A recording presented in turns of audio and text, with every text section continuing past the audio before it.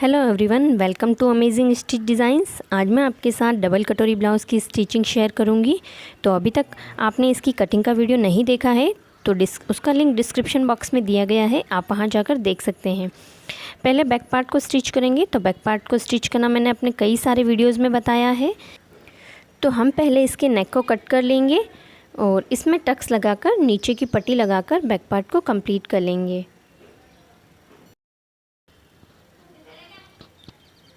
तो हमने इसे टक्स लगाकर और नीचे की पट्टी लगाकर कंप्लीट कर लिया है।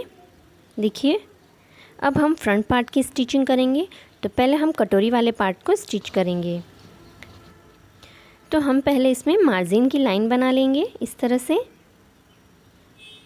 और जो टक्स हमें इसमें बनाना है उसे भी हम मार्क कर लेंगे। कटोरी का यह वाला पार्ट आई और हुक की पट्टी की तरफ आएगा और ऊपर वाली कटोरी में जिस तरफ नेक बना है वो आई और हुक की पट्टी की तरफ हमें अटैच करना है। अब हम इसे स्टिच करेंगे। तो जिस फ्रंट वाले पार्ट की हमने मार्किंग करी है उस वाले पार्ट को फ्रंट की तरफ रखते हुए हमें इसे स्टिच करना है। देखिए, जितना मार्जिन हमने इसमें लिया था उतना ही मार्जिन हमें कवर करते जाना है और हमें इसे स्टिच करना है।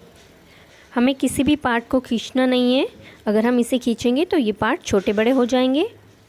तो इससे स्टिच कर लिया है। अब हमें जो टक्स की मार्किंग करी थी उसे हम स्टिच करेंगे। अगर आप पहले टक्स को स्टिच करना चाहते हैं तो पहले आप टक्स को स्टिच कर लें और उसके बाद कटोरी वाले जो दोनों ही पार्ट्स है उसे स्टिच करें। तो यहाँ पर टक्स को स्टिच कर लिया है और यहाँ पर डबल सिलाई लगाकर इसे कंप्लीट करेंगे। तो देखिए, हमने इसे स्टिच कर लिया है। इसी तरह से हमें दूसरा वाला पार्ट भी तैयार कर लेना है। तो दोनों ही कटोरी वाले पार्ट को स्टिच कर लिया है। अब हम कटोरी की साइड वाले पार्ट को जॉइन करेंगे।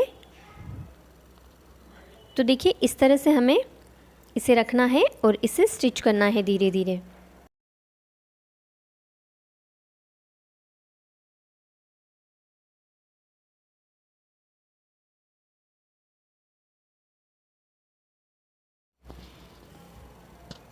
तो हमने इस पार्ट को जॉइन कर लिया है। देखिए यहाँ पर कितनी फिनिशिंग के साथ हमने इस पार्ट को अटैच किया है। तो दोनों ही पार्ट्स को हम इसी तरह से तैयार कर लेंगे।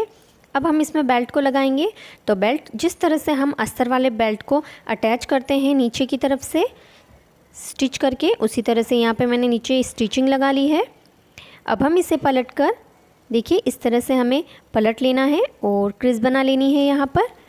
अब हम यहाँ पर एक किनारी वाली सिलाई लगाएंगे।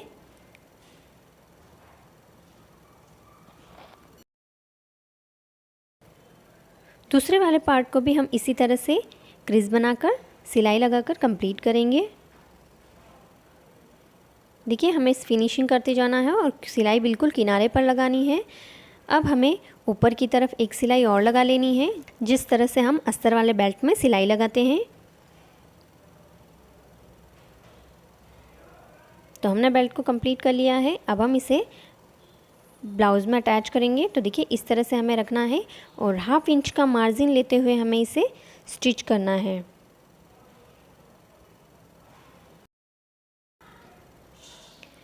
इसी तरह से हम दूसरा वाला बेल्ट भी स्टिच कर लेंगे। तो दोनों ही बेल्ट को स्टिच कर लिया है। अब जो फिटिंग की तरफ एक्स्ट्रा फैब्रिक निकल रहा है उसे हम कट कर लेंगे। तो 1/2 इंच आई और हुक की पट्टी का मार्जिन छोड़ते हुए हमारी जितनी कमर है उसमें हम 1.5 इंच मार्जिन का ले लेंगे और इस तरह से लाइन बना लेंगे। तो ये जो एक्स्ट्रा फैब्रिक है हम उसे कट करके निकाल देंगे। अब हम इसमें आई और हुक की पट्टी लगाएंगे। तो आप जिस भी तरफ कंफर्टेबल हो उस तरफ आई और हुक की पट्टी लगाइएगा। यहाँ पर हम राइट साइड में हुक की पट्टी लगा रहे हैं।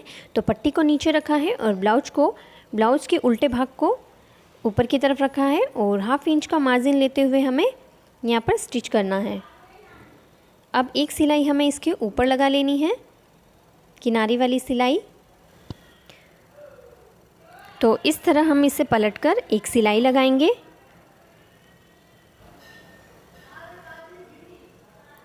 तो हमने हुक की पट्टी लगा ली है। अब हम आई की पट्टी लगाएंगे।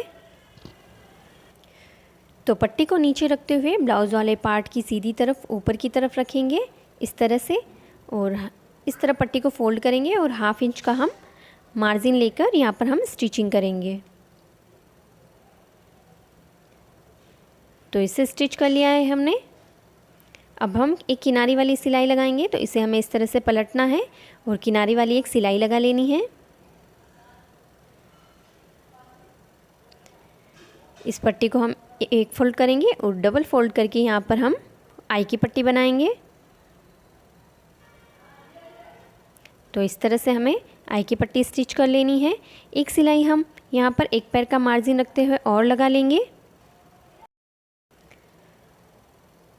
तो आई की पट्टी भी हमने स्टिच कर ली है। अब हम शोल्डर को ज्वाइन करेंगे, तो इस तरह से रखते हुए हमें 1/2 इंच का मार्जिन लेकर शोल्डर को ज्वाइन करना है।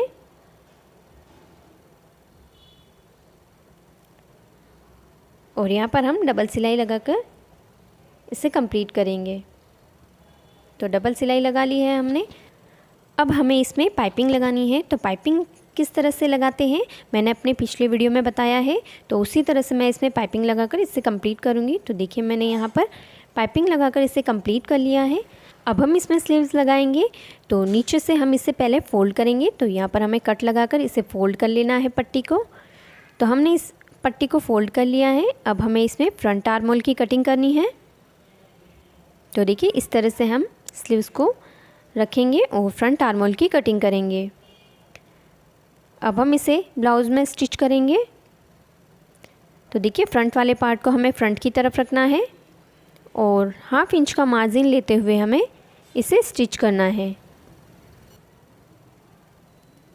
देखिए हमारा जो सेंटर वाला पॉइंट था स्लीव्स का और ब्लाउज़ का, वो सेंटर में आ गया है।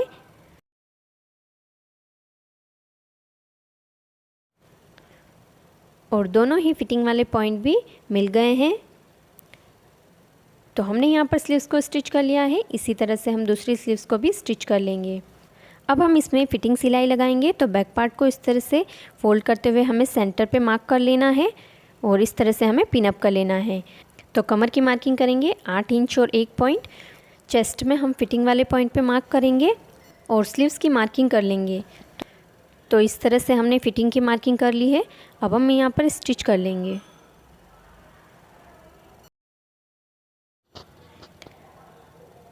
तो हमने फिटिंग सिलाई लगा ली है। अब हम दूसरी तरफ भी इसी तरह से फिटिंग सिलाई लगा लेंगे।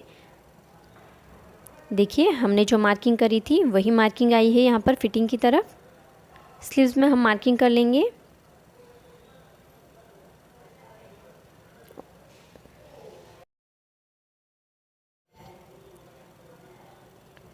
तो हमने ब्लाउज़ में फिटिंग सिलाई लगाकर इसे कंप्लीट कर लिया है। तो आपको यह वीडियो कैसा लगा मुझे कमेंट करके ज़रूर बताएं। वीडियो को लाइक शेयर करें। चैनल पर नए हैं तो चैनल को सब्सक्राइब ज़रूर करें। वीडियो देखने के लिए धन्यवाद।